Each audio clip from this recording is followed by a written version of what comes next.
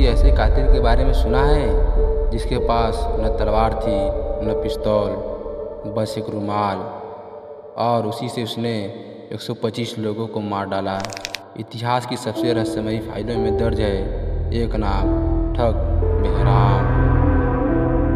भारत का वह कातिल जिसे कोई पकड़ नहीं पाया और शायद आज भी उसकी परछाई जिंदा है।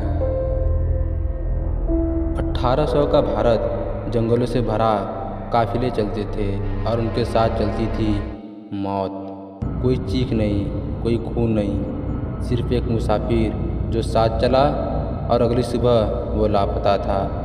यह था ठग संप्रदाय का आतंक और इसी के सबसे खौफनाक चेहरा था बेहराम।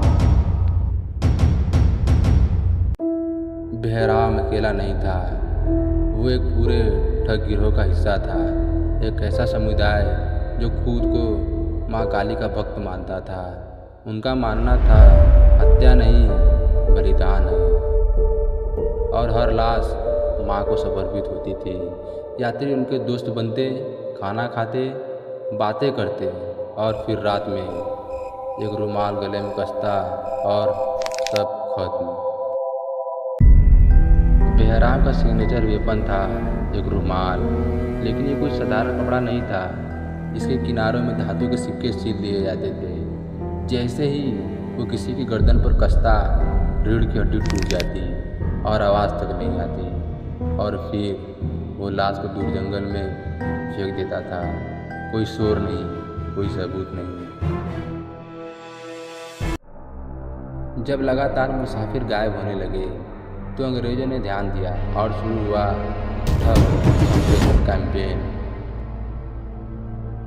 कैप्टन विलियम नाम के एक अफसर ने बेहराम को 1839 में गिरफ्तार किया। पूछताछ में उसने बस इतना कहा, मैंने सिर्फ एक को मारा है, बाकी मैं वही था।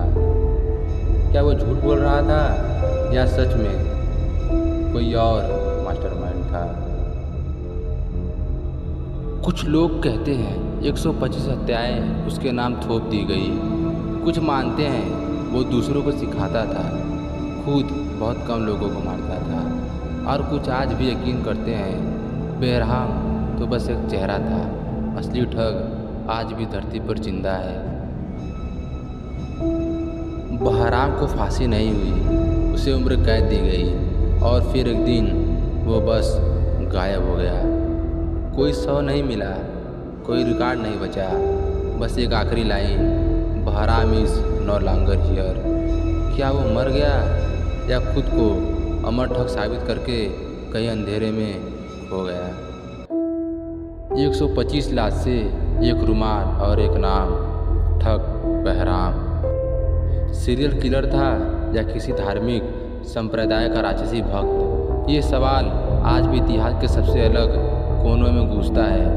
अगर आपको ऐसी सच्ची और रहस्यमयी कहानियाँ पसंद है तो मिस्टीरियस मैन को सब्सक्राइब करें, क्योंकि अगली बार हम लाएंगे साइनाइड मलिका की वो कहानी जहाँ जहर था लेकिन कोई शक नहीं।